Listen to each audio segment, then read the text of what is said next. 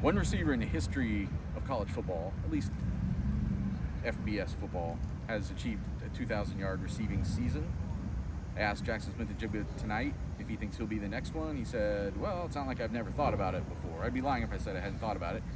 Nathan Baird from cleveland.com, along with Stephen Means, and Doug Lesmerises, who has been on JSN 2K for a long time, made a bold prediction before the season that he's going to get over 2,000 yards. Like music to your ears to hear that he's already thinking about it? I wasn't there when he said it. I wish I had been there when he said it, because I would have exclaimed, so it's not just us. We think about it all the time. There would have been a squeal of glee that echoed throughout the Woody Hayes Athletic Center. Squeal of glee, Buckeye talk. So I like it. Like I like why lie? High goals. And it is a funny thing because it's not like 2,000 yards. I mean, like, of course, it's a round number. It's not exactly like a magic number. You wouldn't have to think about it. So he has thought about it. And he's thought about it because it's not impossible.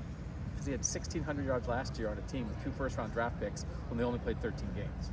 So it's not impossible. Sometimes we say things on Buckeye Talk that turn out to be impossible. For instance, Quinn Ewers will be the starting quarterback at Ohio State. That was impossible. I said it. Or I could eat a whole large pizza from Giordano's without involving the press. Wait, why did I have to catch a stray? Just a stray. That was a stray.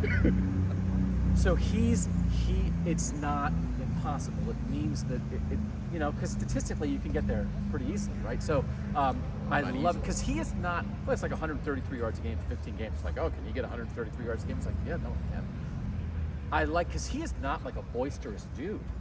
He's kind of. I mean, he's not out here dropping. He's a nice guy, but he was honest. Thanks, Jaxon.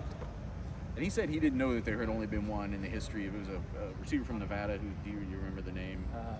Francis Johansson. Francis Johansson. He was obviously a linebacker. I think it was like 2009. So it's only been done once. It's never been done at the Power 5 level.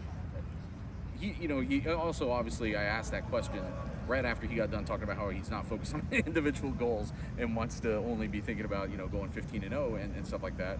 But it's one of those things that, as we talked about on the pod, it's preposterous, but yet achievable. Because if you just prorate what he did last year, including the monster game in the Rose Bowl, which will be hard to replicate, then you're right there.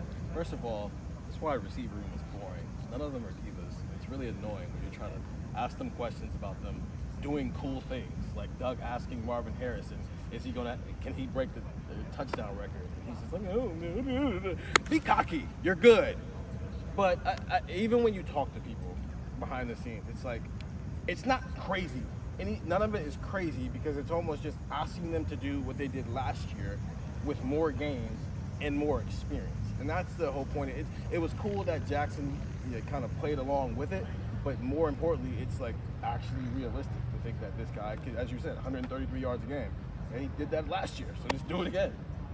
I mean, if you prorate what he did last year, you're only in like the 1800s over 15 games, but you've got a second-year starting quarterback who's pretty good on his own right, and their connection that they have.